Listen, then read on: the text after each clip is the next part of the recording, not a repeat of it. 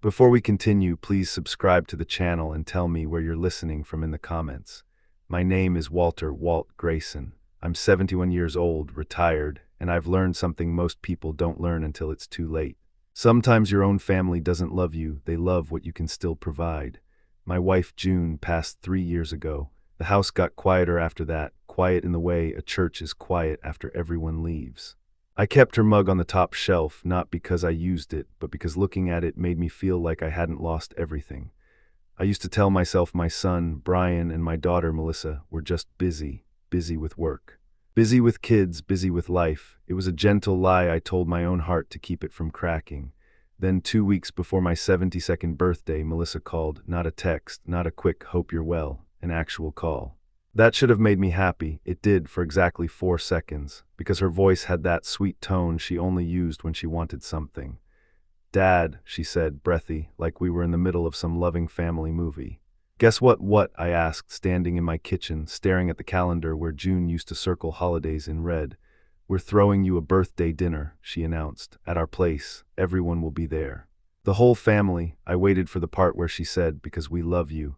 It never came. Instead, she added, "Also, can you bring that envelope, the one with the insurance papers? Brian said you have it."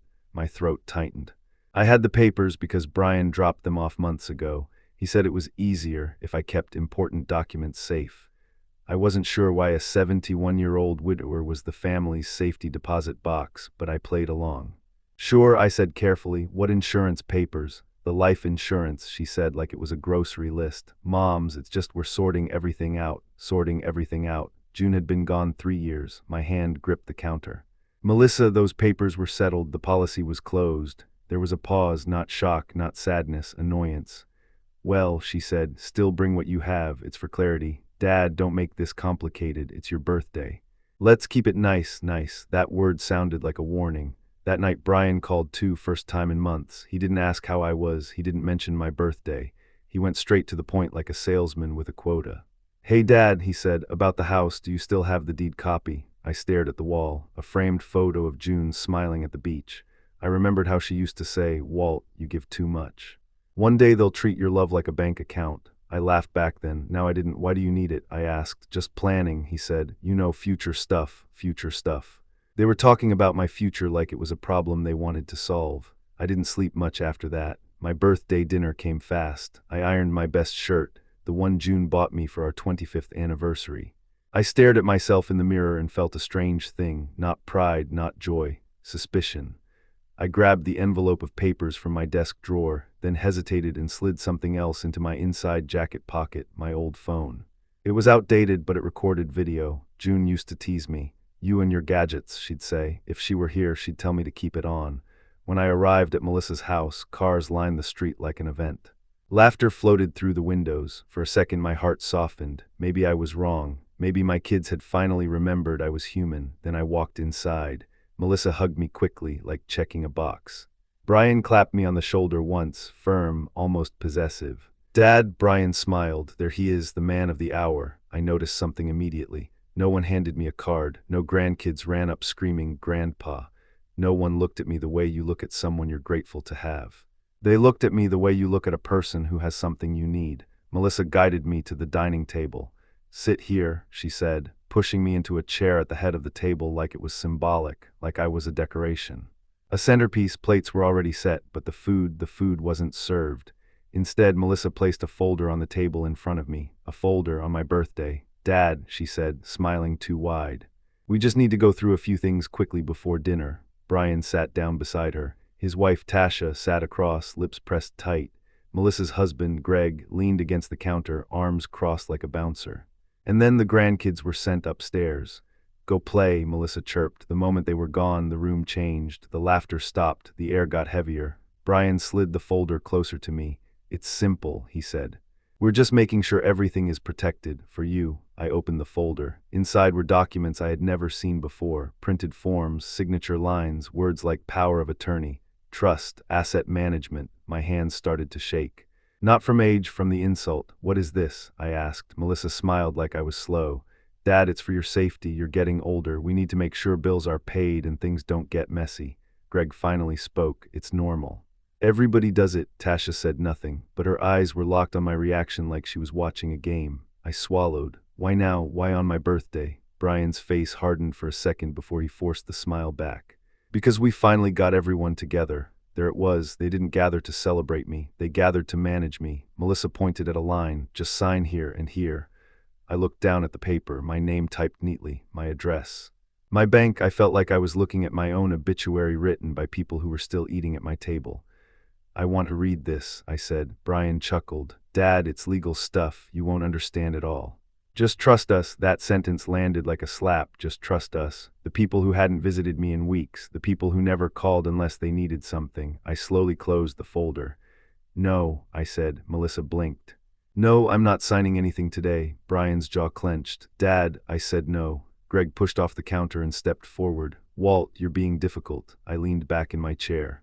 My heart was pounding, but my voice stayed steady. If you invited me here for a birthday dinner, then serve dinner, I said.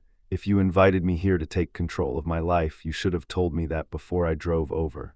Melissa's face tightened. Dad, don't make a scene. I looked around the room at the people who shared my blood and felt something inside me go cold.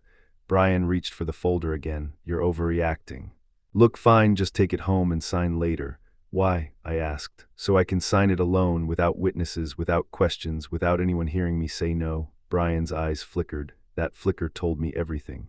I stood slowly. Happy birthday to me, I said softly, and I turned toward the stairs. Melissa's voice shot out sharp. Where are you going? To say goodbye to my grandkids, I said. Because they're the only reason I came. I went upstairs and hugged them longer than they expected. Their little arms around my waist felt like the last honest thing in that house. Then I left. In my car, I sat with both hands on the steering wheel and didn't start the engine for a full minute. My phone buzzed. A text from Brian. Don't be stubborn. You're making this harder than it needs to be. Harder for who? I drove home with the envelope of papers still untouched and something else forming inside me, something June would have recognized immediately. Not anger, resolve. Because if my own children wanted to turn my life into paperwork, then I would turn their greed into consequences. And I would do it quietly. The next morning, I woke up before dawn, the way I always did after June passed, half habit, half loneliness. But this time I woke up with a mission. I made coffee, black, no sugar. June used to say sugar made me too soft. I used to laugh. Now I understood. I took the folder Brian shoved at me and placed it on my kitchen table like it was evidence at a crime scene.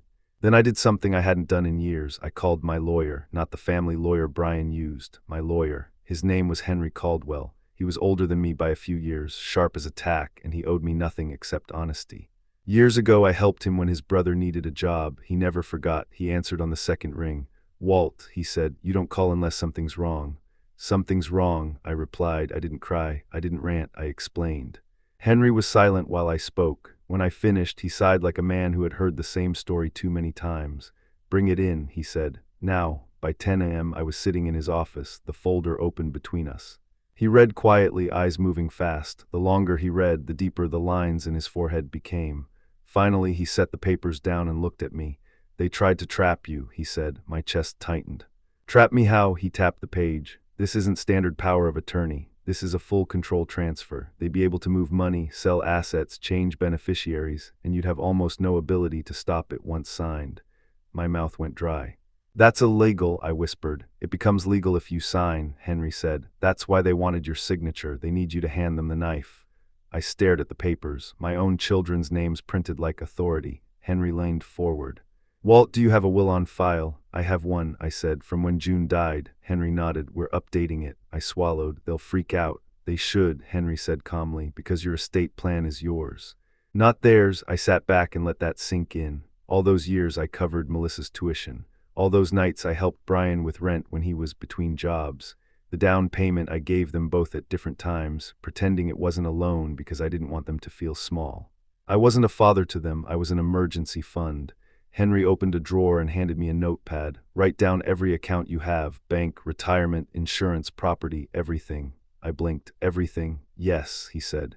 Because I want to see what they're aiming at. As I wrote, I realized how carefully I had built my life. The house, paid off, my retirement, protected. A small investment account June and I started for grandkids. And something my children didn't know about.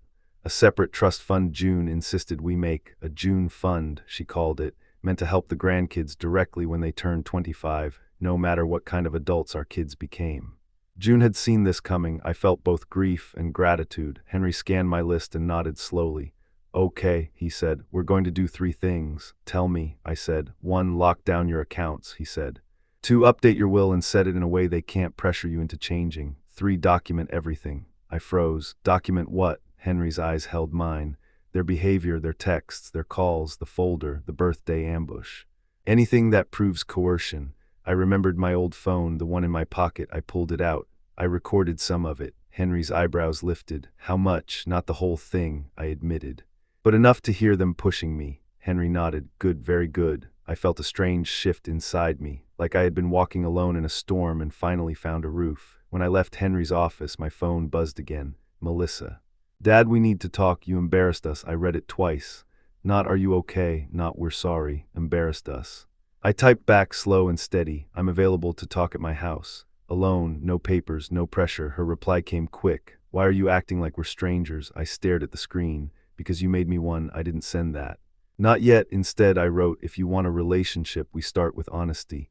Then I put my phone down and did what Henry advised. I called my bank. I called my retirement manager. I changed passwords. I added a note on my accounts, no changes without in-person ID and verbal confirmation.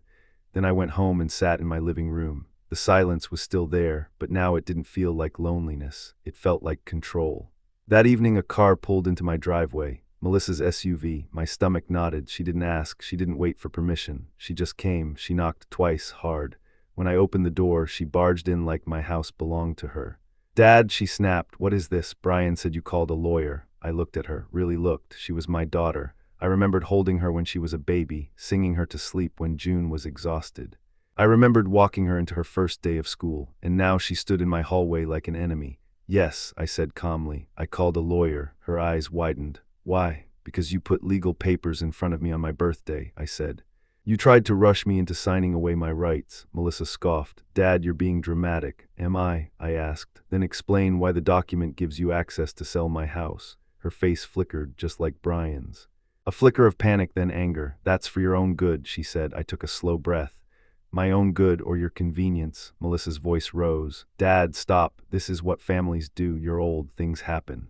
We're being responsible. It was funny how responsibility always pointed toward my money. I stepped closer to her, not threatening, just steady. If you want to be responsible, I said, come over for dinner because you miss me. Call me because you love me. Don't show up with paperwork like I'm a problem to solve. Her lips parted, ready to fight. Then her eyes darted toward my living room table. The folder, she saw it and smirked. So you kept it. I kept it, I said, as evidence. Her smirk vanished. Evidence, she repeated. I tilted my head. Melissa, are you aware coercion of an elderly person is a crime? Her face went pale for half a second. Then she laughed, sharp and fake. You don't know what I would do, I said. The room felt smaller. Her breathing quickened. She leaned in and lowered her voice. Dad, she whispered, if you don't cooperate, you're going to regret it. I stared at her. And in that moment, I realized the truth was worse than greed. They weren't just willing to take from me. They were willing to threaten me. I nodded slowly. Thank you, I said softly. For what? She snapped. For saying that out loud, I replied. Now I know exactly who you are. Melissa stepped back like she had been slapped. Then she stormed out, heels clicking like gunshots on my wooden floor. I closed the door, and I did not cry. I walked to my desk, pulled out my notebook, and wrote down every word she said, because Henry was right. This wasn't a family misunderstanding. It was a strategy. And now it was my turn to play. 2 days passed with no calls. No apologies, just silence. Then on the 3rd day, my neighbor, Mrs. Delgado, caught me outside while I was dragging my trash bin to the curb. Walt, she said gently, a young man came by yesterday looking for you. My heart tightened. What young man? She squinted like she was trying to remember. Nice suit, said he was with a care agency, asked if you were having trouble managing on your own. My stomach turned cold. They were moving fast. I forced a smile for Mrs. Delgado. Thank you, I'm fine. But inside, I felt the ground shift. That wasn't a random visit. That was my children planting a narrative. I went inside and called Henry immediately. He didn't sound surprised. They're laying groundwork, he said. If they can't get your signature willingly, they'll try to claim you're incapable. I swallowed. How do I stop that? You keep doing what you're doing, Henry said. Stay sharp. Keep receipts, keep records, and Walt, do not meet them alone without documenting it. I glanced at my old phone on the table. I won't, I promised. That afternoon, Brian finally called. His voice was softer than usual, too soft. Dad, he sighed like he was burdened by my existence. Can we talk like adults? I almost laughed. You started that conversation with documents, I said, but sure, talk. Brian paused. Melissa told me you're threatening legal action. I'm protecting myself, I corrected. From us, he said, offended. Dad, we're your kids. Then act like it, I said. He inhaled sharply. Okay, fine. Look, maybe the birthday thing wasn't the best time, but the plan is still necessary. You're alone. What if you fall? What if you forget bills? We're trying to help. His words were smooth, practiced. I waited, and there it was, the real reason. Also, he added quickly, we need to refinance some stuff. Rates are good. And since your house is paid off, we can leverage. He said it like it was normal, like using my home as a tool to fund his life was a reasonable request. My voice stayed calm. No, Brian's tone hardened. Dad, don't be selfish. I felt heat rise in my chest, but I kept my breathing steady. Brian, I said, if your plan requires my house to be collateral, then it's not a plan to protect me. It's a plan to protect you. Silence. Then he tried another angle. Dad, he said quietly, you know we're struggling. The kids' school, the mortgage, everything is expensive. You have resources. We're family. Family, that word again. I stared at June's photo across the room and felt my eyes burn. June used to call this emotional taxation. You can't pay me back with guilt, I said. Brian exhaled like he was losing patience. So what, you're just going to sit on your money and die with it? My stomach dropped. He said it. He actually said it. I didn't respond for a moment. Then I asked, is that what you think I'm doing? His voice snapped. Dad, don't twist my words. I didn't twist anything, I said. I heard you clearly. I hung up. My hands were shaking now, not with fear, with something sharper. I walked to my desk and played back the recording. I had started it the moment Brian called, just like Henry advised. Brian's voice came through the speaker. So what, you're just going to sit on your money and die with it? I listened twice. Then I copied the file and emailed it to Henry. Subject line, evidence. That night I lay in bed and finally allowed myself to grieve, not for June, but for the children I thought I had. Grief is strange. It doesn't always show up as tears. Sometimes it shows up as a quiet decision, and I made mine. If my children wanted to treat my death like a financial event, then they would learn something. I was still alive, and I was still in control. The next morning I drove to my bank in person. I didn't do it online. I wanted faces. I wanted witnesses. I sat with a manager named Lee. Young woman, kind eyes, professional. I need to lock down access, I told her. No one else is authorized, not family. She nodded, no judgment. We can set verbal passwords and alert flags. Any attempt to change beneficiaries will require you in person. I swallowed, a lump in my throat. Do it, she typed quickly. Done. Then she looked up. Mr. Grayson, would you like to add a trusted contact for fraud alerts, someone you trust? I hesitated. Did I have anyone? I thought of Mrs. Delgado next door. I thought of Henry. Yes, I said, my attorney. When I left the bank, I felt lighter, but I knew this wasn't over, because people who feel entitled don't stop when you say no, they escalate, and that afternoon the escalation came. A knock at my door, not Melissa, not Brian, a man in a polo shirt holding a clipboard. Mr. Grayson, he asked. Yes, I'm from Adult Protective Services, he said, voice neutral. We received a report that you may be unable to care for yourself. My blood turned to ice. They did it. They actually did it. I forced my face into calm. Come in, I said gently. And I'd like you to know this conversation is being recorded for my safety. His eyes flickered, but he nodded. That's fine. I stepped aside and let him in, and in my mind I heard June's voice clear as day. Now you see who they are, Walt. Now you do the right thing. The man introduced himself as Darren Cole. He wasn't rude. He wasn't kind. He was careful, like a person trained to look for cracks. He glanced around my living room. Clean floors, organized shelves, no smell, no chaos. His eyes moved to the framed photos, June and me younger, smiling, Brian as a teenager, Melissa in her graduation gown, grandkids with missing teeth. He sat on my couch, clipboard on his knee. Mr. Grayson, he began, this is just a wellness check. Someone expressed concerns. Concerns, I repeated. Darren nodded. Things like memory issues, confusion, inability to manage finances. I kept my voice steady. And who reported that? He hesitated. I'm not required to disclose the reporter. Of course, I leaned forward slightly. Okay. Then I'll answer your questions. He asked basics first, date, address, medication, doctor visits. I answered all of it clearly. Then he shifted. Do you have trouble remembering to pay bills? No. Do you ever forget to eat? No. Any history of falls? No. He looked almost disappointed. Then he asked the real question. Do you have family who helps you make decisions? I stared at him for a heartbeat. This was the opening, the wedge. I chose my words carefully. I have family, I said, but recently they've tried to pressure me into signing documents I don't agree with. Darren's pen paused. That got his attention. Documents, he asked. Yes, I said. Power of attorney, asset control, and when I refused, they threatened me. Then you showed up. Darren's eyes narrowed slightly, not at me, at the situation. Do you have proof of threats? He asked. I nodded. Yes, text messages. And recordings of phone calls. Darren leaned back. The air changed, because now this wasn't old man losing it. Now it was possible financial abuse. He cleared his throat. Mr. Grayson, I need to document what you're saying. Please do, I said, and I want a copy. He nodded, writing quickly. Then he asked, would you be willing to allow me to speak with your family? I smiled, but it wasn't warm. I'd prefer you speak to my attorney, I said. His name is Henry Caldwell. Darren looked up, measuring me. You seem very aware, he said slowly. I am, I replied. He asked a few more questions and then stood. Before he left, he paused at the door. Mr. Grayson, he said quietly, if what you're saying is true, you're not the person who needs protecting. I held his gaze. I know, after he left, I locked the door and stood there, breathing hard. They had crossed a line. They didn't just want control. They wanted a paper trail that painted me as weak, and if they succeeded, they could take everything, legally. I didn't wait. I called Henry immediately and told him what happened. He was quiet for a moment, then said, they just made a mistake. What mistake? I asked. They involved the state, he said. Now there's a file, now there's oversight.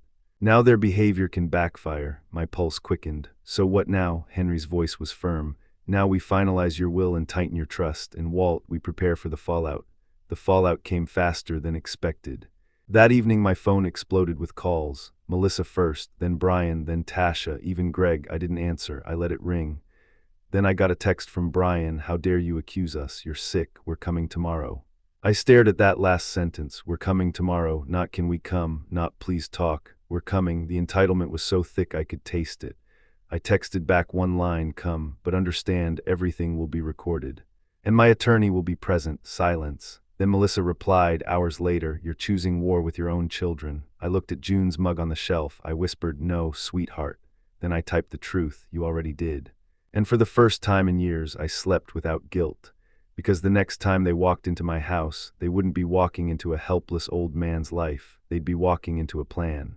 And they had no idea what June and I built for this exact moment. The next day, right at 10:17 a.m., the doorbell rang the way a fist knocks, too hard, too sure. I didn't rush. That was the first rule Henry drilled into me now. Don't let them set the tempo. I checked the porch camera on my phone. Brian, Melissa, Greg, Tasha. And behind them, a woman I didn't recognize holding a leather folder like she was about to auction off my life. I opened the door just enough to keep the chain latched. Dad, Brian said with a fake smile that didn't reach his eyes, we're here to clear this up. Clear what up? I asked. Melissa rolled her eyes. Stop acting innocent. You called a lawyer. You talked to APS. You're making us look like criminals. I looked at the stranger. And she is. The woman stepped forward, confident. I'm Nadia Hunt, family advocate. I specialize in elder care transitions. Family advocate. That sounded gentle, helpful, but it also sounded like someone hired to make a takeover look like compassion. I didn't invite anyone, I said. Brian's voice dropped. Dad, don't do this on the porch. Neighbors are watching. Funny. He cared about appearances now. I unlatched the chain and opened the door wider, but not because I was scared. Because I wanted what Henry wanted, witnesses. Come in, I said, stepping back. But you should know something. Brian raised an eyebrow. My attorney is on speaker right now, I said, holding up my phone, and this conversation is being recorded. Melissa's face tightened instantly. That's insane. No, I said calmly. Insane is trying to make your father sign away his rights over cake. Greg scoffed. You're paranoid. I walked to the living room and sat down in my chair. June's chair was across from me, empty, like a quiet judge. Brian didn't sit, he paced. Nadia set her folder on my coffee table without asking. That little move, placing her folder on my table, felt like a claim. I'm here to help, she said. Your family is worried. They've described changes in your behavior. Melissa jumped in fast. He's been forgetful, angry. He's isolating. I stared at her. You wouldn't know, you haven't visited. Her cheeks flushed. Brian leaned forward. Dad, we have to talk about your safety. I nodded slowly. Okay. Let's talk. He pointed at the hallway like he was directing traffic. You live alone. You could fall. You could get scammed. You could leave the stove on. I waited, then I said it, and my house is paid off. Silence. Tasha's eyes flickered down. Greg's jaw worked. Brian exhaled like I'd said something unfair. There you go again, turning it into money. I didn't raise my voice, because it is money. Everything you've brought to me lately is money disguised as concern. Melissa slapped her hand on the table. We are your children, and I am your father, I said. Not your loan. Nadia opened her folder. Mr. Grayson, there's a way to reduce conflict. You can appoint a neutral third party. No, I interrupted. Brian's face snapped. See. This is why we're worried you don't listen. I leaned back. No, you're worried because I finally did listen. Brian stepped closer, voice sharpening. Dad, you're going to force us to take steps. I held his eyes. Like calling APS, Melissa flinched like I'd punched the air. Greg barked. We didn't call anyone. I turned to my phone. Henry, are you hearing this? Henry's calm voice came through the speaker. I'm hearing everything, Walt. Nadia's polite mask slipped for half a second. Brian's tone changed, softer again. Dad, please, let's not do this publicly. I smiled, not happy, just clear. You already did it publicly when you sent strangers to my door. Nadia stood. Perhaps we should schedule a formal evaluation, a capacity assessment. There it was, the same play Henry warned me about. I nodded slowly. Okay, Melissa blinked. Okay. Yes, I said, schedule it. Brian's shoulders loosened like he'd won. Then I added, but I choose the doctor. My attorney will be present. And the assessment will include a full review of coercion attempts, documents, threats, calls, and texts. Brian's face fell. What? Melissa snapped. I'm not the one on trial, I said quietly. If anyone's behavior is being assessed, it's yours. Brian's voice turned cold. You're doing this on purpose.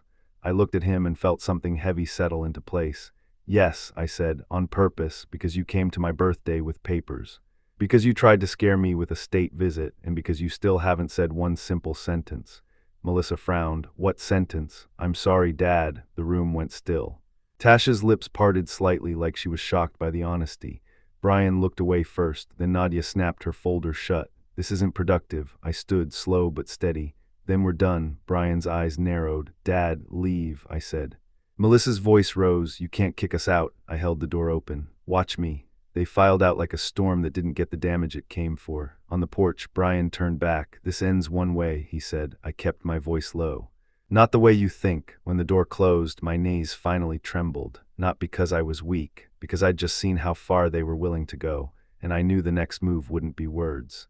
It would be a weapon dressed as paperwork. 2 days later, Henry called me early. They scheduled an assessment, he said. Not with your doctor. I felt my chest tighten. How? They filed through the advocate, Henry said. They're trying to make it look standard. I stared at my kitchen window. So what do? Henry's voice sharpened. We beat them with credibility. I've arranged an independent geriatric specialist, board certified, reputable, no connection to your kids. I exhaled. Good, and Walt, he added, I need you calm, not defensive, calm. I laughed once bitter. They're turning my life into a courtroom. Henry didn't laugh. Then we walk in prepared. The assessment happened in Henry's office conference room, not my home. Bright lights, clean table, water bottles like a negotiation. Brian and Melissa arrived dressed like they were attending a funeral for my independence. Nadia came too, smiling like this was all for my benefit. The doctor, Dr. Maida, shook my hand firmly and spoke directly to me, not around me. That alone told me she wasn't part of their plan. She asked me questions, real questions. Not do you know your name, questions about my routine, my finances, my medication list, my understanding of the documents I'd been pressured to sign. I answered clearly. Then Dr. Maida turned to my children. Why was he asked to sign a document transferring broad control of assets? She asked. Brian blinked. It's normal. Dr. Maida didn't react. Normal documents don't include immediate authority to sell a primary residence without additional safeguards. Melissa jumped in. We were trying to protect him from scams. Dr. Maida nodded slowly. And yet the proposed structure would expose him to a different kind of scam, one that often happens inside families. Silence hit the room like a dropped plate. Nadia tried to speak. Doctor, with respect. Dr. Maida raised a hand gently. I'm asking the family to explain their choice. Brian's cheeks reddened. He's being influenced by a lawyer. Henry's voice was calm as glass. Or he's being protected by one. Melissa's hands clenched on her lap. Dad has changed. Dr. Maida looked at me. Have you changed, Mr. Grayson? I met her eyes. Yes. Melissa almost smiled like she'd trapped me. I continued. I stopped confusing guilt with love. Dr. Maida wrote something down. Then she asked the question that mattered most. Mr. Grayson, do you feel safe? I paused, not because I didn't know, but because saying it out loud would turn it real. I felt safe, I said slowly, until my daughter told me I'd regret it if I didn't cooperate. Melissa's head snapped up. I didn't mean it like that. Henry slid a printed page across the table, Melissa's exact text message, time-stamped. Dr. Maida glanced at it, then looked at Melissa. Words matter. Nadia's smile was gone now. The evaluation ended with Dr. Maida speaking plainly. Mr. Grayson appears fully capable of managing his affairs, she said. I see no evidence of impairment that would justify removing his autonomy. I do see a pattern of pressure from family members. Brian looked like someone had pulled the rug out from under him. Melissa's eyes filled with angry tears, not sad tears, furious ones. As we walked out, Brian hissed at me low enough to pretend it didn't happen. You just destroyed this family. I stopped and turned. No, I said softly. You tried to, and for the first time I saw fear in his eyes, because the story they planned to tell the world, old man losing it, was dead. And the story that was forming now looked a lot more like the truth. That night, I sat at my desk and opened the metal box June and I kept in the closet. Inside were old letters, photos, and the trust documents June insisted on years ago, the June Fund. I ran my fingers over her handwriting on the sticky note she'd tucked inside. For the grandkids, direct, no detours. I swallowed hard. Even in death, she was still protecting the innocent from the greedy. I called Henry the next morning. I want to activate the June Fund properly, I said. Henry paused. Are you sure? Yes, I said.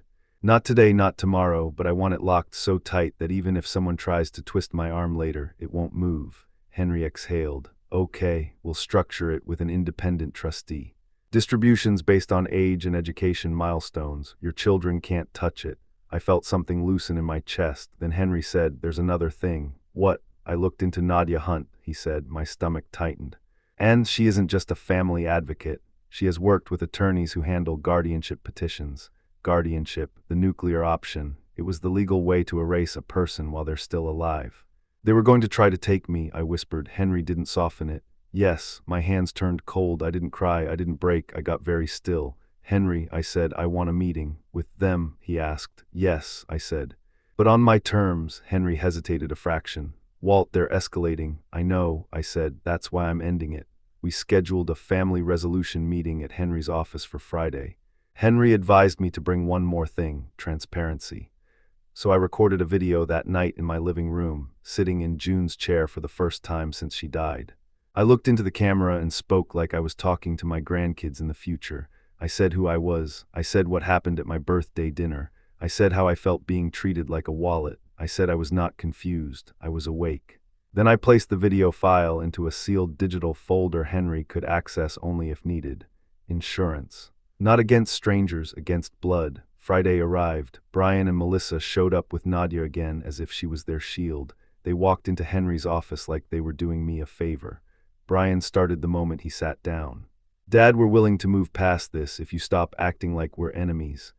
Henry slid a document across the table, not power of attorney, not trust transfer, a boundary agreement. It stated, no further coercion attempts. No contacting service agencies with false reports. No unannounced visits. All financial topics must go through Henry. Brian's face tightened. This is ridiculous. Melissa snapped, so he gets to control us now. Henry's tone didn't change. No, he gets to control his life. Nadia leaned in. You're isolating him. That's a red flag. Henry looked at her. You're here after an adverse capacity finding. That's a red flag. Nadia's eyes narrowed. Then Brian made a mistake. He said, fine, if you won't cooperate, we'll let the court decide. Henry didn't flinch. Go ahead, but understand, Dr. Maida's evaluation will be submitted. The APS report will be referenced. And any harassment will be documented. Melissa's voice shook with rage. You're taking everything from us. I stared at her. Everything, not our relationship, not our family, everything. And in that moment, I knew I had to stop hoping they'd suddenly turn into the children I raised. Hope can be a beautiful thing, but it can also be a leash. I set my hands on the table. I'm not taking anything from you, I said quietly. I'm taking myself back. Brian laughed once harsh. So what, are you going to punish us? I looked at him calmly. I'm going to be fair, I said. And for you, that will feel like punishment. Henry's eyes met mine. He knew what I meant, and I knew what was coming next. The will, not after my death, but now. While I was still here to watch their faces, on Monday, Henry mailed each of them a sealed letter. Brian, Melissa, Greg, Tasha, even Nadia got one because Henry wanted her to understand she wouldn't be operating in shadows. The letter was simple: mandatory estate meeting. Attendance required, Friday, 2:00 p.m. Henry Caldwell Law Offices. Brian called me the same day, furious. "What is this?" he barked. "It's clarity," I said, like Melissa wanted. "Dad, don't do something you can't undo," he warned. I stayed calm. "You should have thought about that at my birthday." Then Melissa texted, "If you embarrass us again, I swear." I forwarded it to Henry. No reply, no argument, just evidence. Friday arrived like a storm line on the horizon. They came early this time, all of them. Their faces were tight, defensive, polished. They expected a lecture, maybe a compromise, maybe, if they pushed hard enough, a crack in me. Henry brought us into the conference room. In the center of the table sat a thick folder, a different folder than the one they shoved at me on my birthday. This one was clean, official, mine. Henry stood. "Thank you all for coming. This meeting is recorded." Brian scoffed. "Of course it is," Henry continued. "Mr. Grayson has requested that his updated estate plan be explained in plain terms with witnesses to eliminate future disputes." Melissa's eyes widened. "Updated." I sat at the head of the table, same symbolic spot they tried to use, but this time it wasn't decoration. It was authority. Brian leaned forward. "Dad, just tell us what you're doing." I looked at him and felt an unexpected sadness. Not for me, for the man he could have been if greed hadn't taken the wheel. "You said I'd die sitting on my money," I said calmly. "So I decided to make sure my money sits where love sits." Tasha swallowed hard. Greg shifted, uncomfortable. Melissa's chin lifted like she was ready to fight. Henry opened the folder. "The estate plan includes 3 primary structures," he said. "A residence directive, a protected retirement directive, and a grandchild trust known as—" Melissa's voice cut in sharp. "Grandchild trust." Henry didn't stop. "The June fund." The room changed in a single breath. Brian's eyes locked on mine. "What is that?" I watched his face carefully. Because the truth was about to walk into the room and I wanted to see who flinched first. Henry turned a page. "Before we proceed," he said, "Mr. Grayson has one request." All eyes moved to me. I spoke slowly, steady. "Listen," I said, "all the way through. Don't interrupt, don't argue, just listen." Brian's jaw clenched, but he nodded, barely. Henry placed his finger on the first line of the document, and just as he began to read, Melissa's phone buzzed on the table. A message flashed across the screen before she could flip it over. It was from Nadia. "Make sure he signs nothing. If he won't, we pivot." Melissa froze. I saw it, Henry saw it, and Brian saw it too. For half a second nobody moved. Then Henry looked up, voice calm but deadly serious. "Mrs. Hunt," he said, "thank you for putting intent in writing." Nadia's face went pale. Brian's mouth opened, but no sound came out. And in that exact moment, before a single word of the will was even read, the room went silent. Because they realized something too late. They didn't walk into a meeting. They walked into consequences. Before we continue, please subscribe to the channel and comment where you're listening from. Henry didn't raise his voice. He didn't slam the table. He didn't even look angry. He just looked prepared. Nadia's message still glowed on Melissa's phone like a spotlight nobody asked for. "Make sure he signs nothing. If he won't, we pivot." Melissa snatched the phone and flipped it over, cheeks burning. Brian's eyes stayed locked on me, like he was trying to decide if I'd planned this or if the universe had finally stopped protecting them. Henry cleared his throat. "We'll proceed." Nadia tried to recover her smile. "This is being taken out of context." Henry's tone was polite and lethal. "Context will be addressed if a court becomes necessary. For now, we are here for Mr. Grayson's estate meeting." Brian leaned forward, voice tight. "Dad, don't do something permanent because of one misunderstanding." I stared at him. "You called strangers to my door. You brought legal traps to my birthday, and you said I'd die sitting on my money." My voice didn't crack, but something behind it did. "That wasn't a misunderstanding, Brian. That was a plan." Henry opened the folder and began to read. "Last will and testament of Walter Grayson," he said. "I, Walter Grayson, being of sound mind," Melissa scoffed, but the sound died in her throat when Henry continued. "As confirmed by independent capacity assessment conducted by Dr. Maida." The room shifted. Brian's face tightened. Nadia's jaw clenched. Henry read the first sections. The standard legal language, the appointment of Henry as executor, and then something that made them all sit up straighter. "A no contest clause," Henry said. Greg blinked. "What's that?" Henry looked at him calmly. "Anyone who contests this will without legal grounds will receive a significantly reduced share, often a symbolic amount. It's designed to prevent bullying the estate through litigation." Brian's lips parted. That's smart, Henry finished for him, and it's lawful. Melissa's hands curled into fists. Dad, you're treating us like strangers. I swallowed the tightness in my throat. No, I'm treating you like adults. Henry turned the page. Disposition of the primary residence. That word residence hit the table like a heavy stone.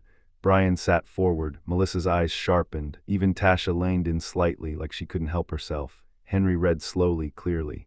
Upon my death, my home will not be sold by my children. A silence landed. Brian's throat worked. What do you mean? Henry continued. My home will be placed into a protected trust for the benefit of my grandchildren. The trustee will be independent. Melissa's voice shot up. No, that's not Dad, that's not fair. Henry didn't look at her. He kept reading.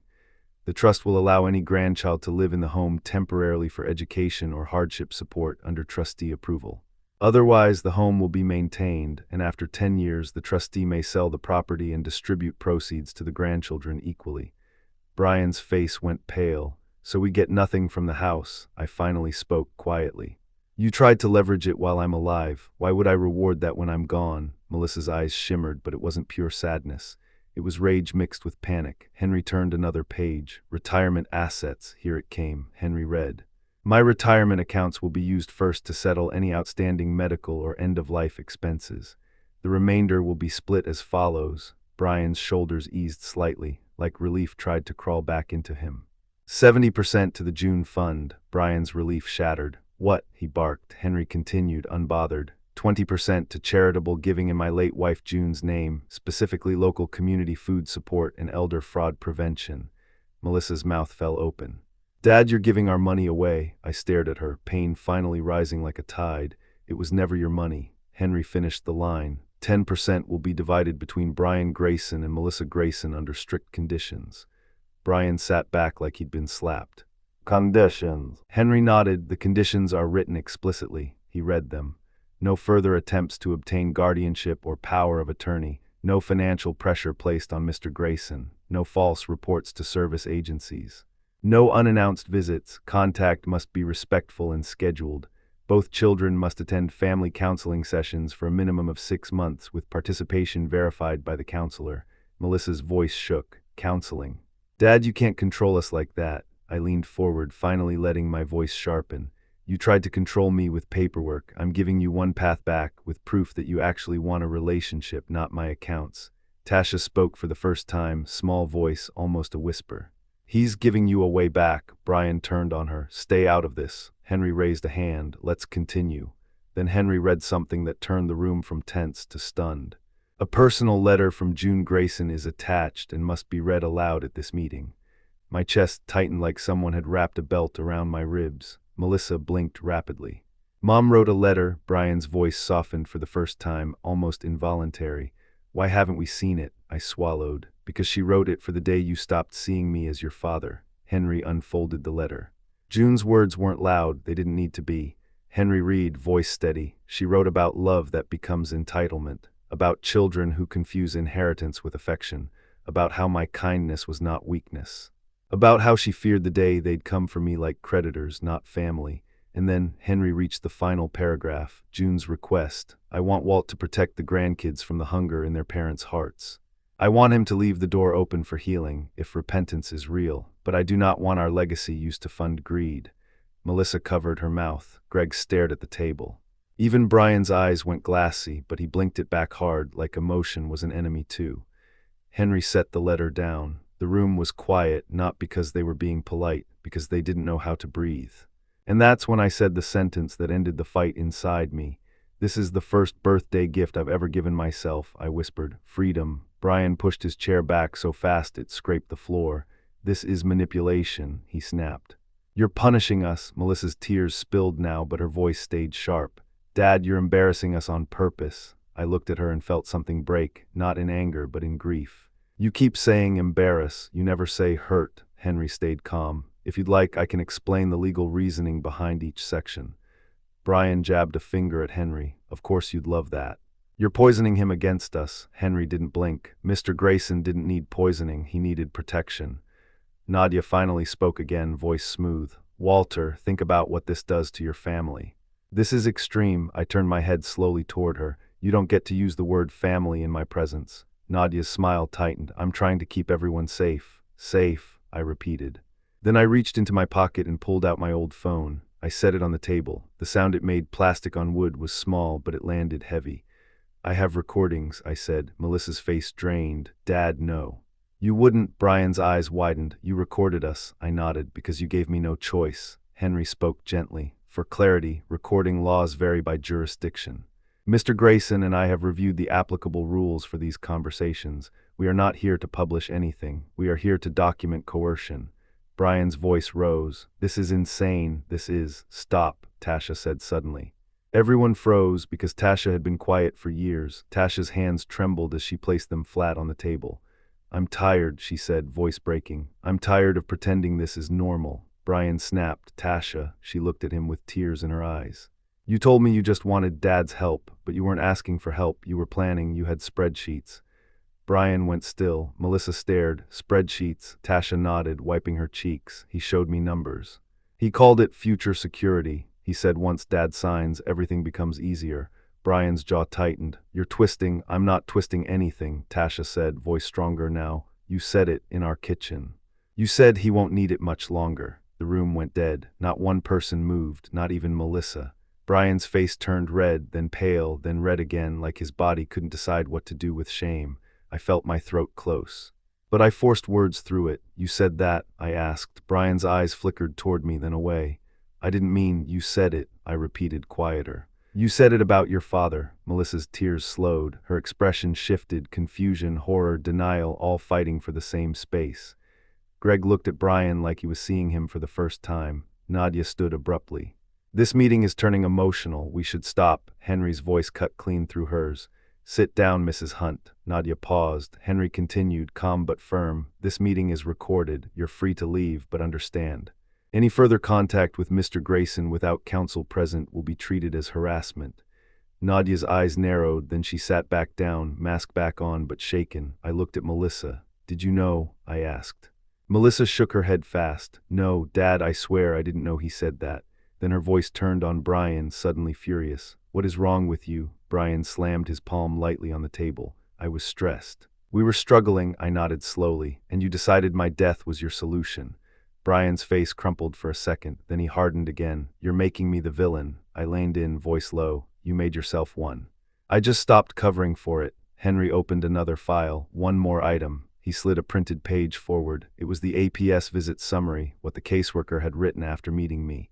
Concern. Potential financial coercion by family members. Client appears lucid, organized, and fearful of pressure. Recommend monitoring for further reports. Brian stared at it like it was a grenade. Melissa's breathing sped up. Greg rubbed his temples, and then Henry said the thing that changed everything. If a false report was made intentionally, there can be consequences. Nadia shifted in her chair. And in that exact moment, I realized her role wasn't just advocate. She was the bridge between greed and the court system, and I had just burned that bridge down. After the meeting ended, they didn't storm out the way I expected. They drifted like people leaving a funeral, unsure who actually died. Melissa tried to approach me in the hallway, eyes red. Dad, she whispered, please, I didn't know it got this bad. I looked at her face and saw my little girl for half a heartbeat. The one who used to run into my arms with scraped knees and sticky fingers. Then I remembered the folder on my birthday. I remembered her threat, and I remembered how she used the word embarrassed more than sorry. Melissa, I said gently, I believe you didn't know about that sentence. But you knew you were pressuring me. Her lips trembled. I thought it was normal. Everyone does it. People plan. Planning isn't the problem, I said. The way you planned was. Brian came out of the conference room last, face stiff. He didn't apologize. He didn't look at me like a son. He looked at me like a deal that went bad. Henry stepped beside me. Mr. Grayson, do you want to end contact completely for now? I thought of June's letter. Leave the door open for healing if repentance is real. I took a long breath. I'm not cutting them off from me, I said quietly. I'm cutting them off from control. Melissa nodded, crying, I'll do counseling. Brian scoffed, quick. This is humiliating, I turned to him. Humiliation is what happens when your choices meet daylight. He flinched. Greg stepped forward, voice awkward but sincere. Walt, I didn't know. I thought they were just organizing. I nodded once. Now you know. Tasha stood near the wall, eyes down. I'm sorry, she whispered. I should have told you sooner. I looked at her and felt a strange gratitude. Thank you for telling the truth when it mattered.